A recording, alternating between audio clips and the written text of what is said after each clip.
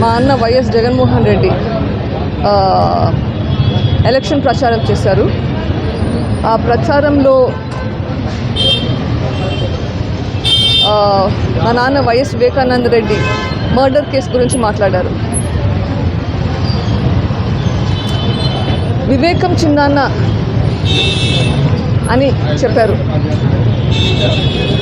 చిన్నాన్న అంటే అర్థం తెలుసా?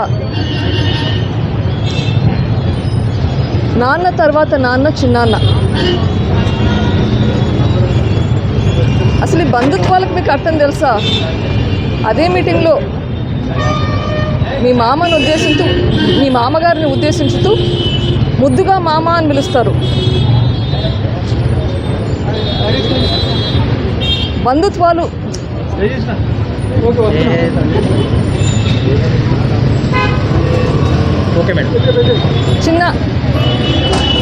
చిన్నాన్న అంటే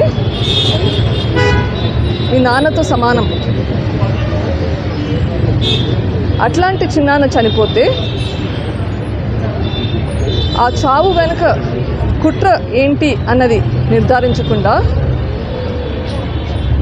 ఆ చిన్నాన్న కూతురు మీదే నిందలు వేయడం ఏమన్నా న్యాయమా?